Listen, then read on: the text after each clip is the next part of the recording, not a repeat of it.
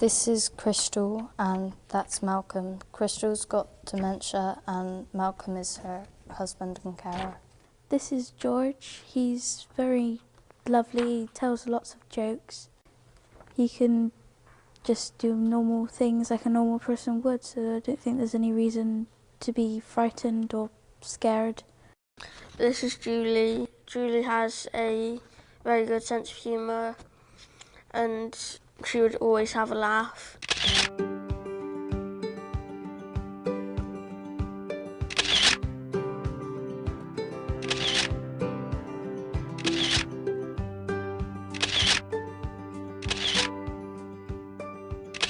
I am Molly McGee. I go to Patchway Community College. I'm Elise. My name is James. I'm Kieran. I'm Tony and I'm 13 years old. The problem is with dementia is lots of people, because they don't really understand it and they don't understand how you can help people with dementia and what you can do to help people live good lives, people are quite afraid of it. I didn't really know much about dementia because most people didn't talk about dementia, especially around my age range. What ideas have you come up with? What difficulties might people face? I knew it was about the brain and memory loss, but I didn't know anything about mood swings and any other sort of conditions. Being confused about where you are is really is quite a common thing. He's talking to somebody. The Dementia Project is about experiencing things, talking to people about, you know, that have dementia and just really just getting to know the illness.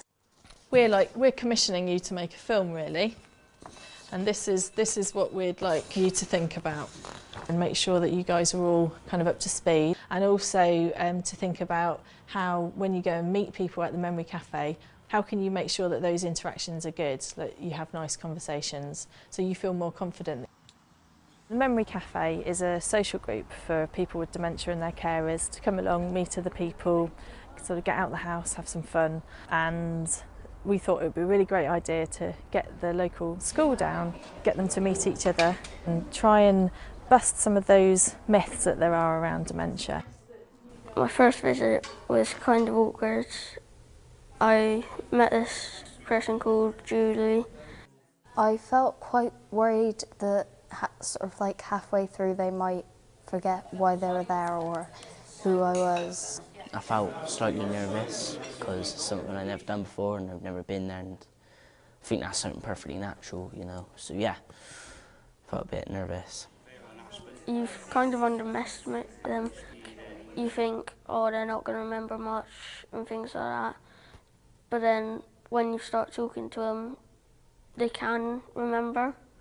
They just won't remember it as a vision, they'll remember it as a feeling.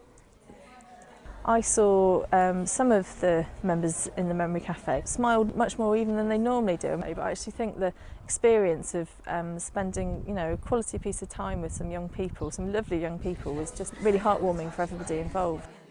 After that first meeting, we went and researched singers, the fashion them days, because then we could go back and talk to them about something which they may remember.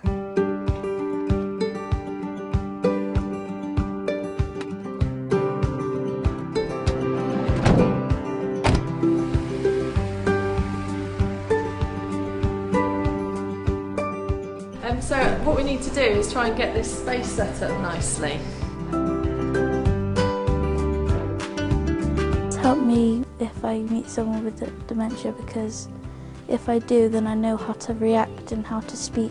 You don't speak too fast, too slow, you talk normal, so then they don't feel kind of put out and they feel like a normal person. My gran told me that when she was younger, they always turn on the radio every morning. The connections I made with Crystal was that she's kind of like a teenager like me. Like, she can't do everything by herself, like she needs help. She depends on Malcolm like I depend on my teachers at school and my mum and dad. She told me that whenever the news was to be on, everybody in the street used to go round and listen to it. But from our place, we live in Stoke-Lord. I learnt new things like how dementia can affect you, but it doesn't affect you as much as I thought it originally would have done. You can still have a good life and fun. I think we've done this just to bring back memories that you might remember from 1950s. The positive impact is that it doesn't stop you from living your life. You can do things, you can speak, and you can remember people by emotions. It says, can you remember any music when you were younger? You just are different. You're not bad, you're just different, you're just a different person than you were. You can sit down. I found it really inspiring, the sort of intuitive connection really that there was between the younger people and the people in the Memory Cafe. I think the understanding that the young people showed of how to treat people with dementia, Say cheese. to be respectful and all of that. This is Julie right here. I might get it right. Well, you did.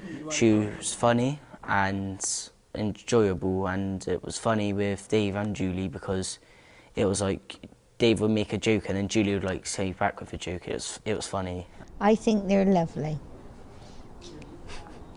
You are, both of you.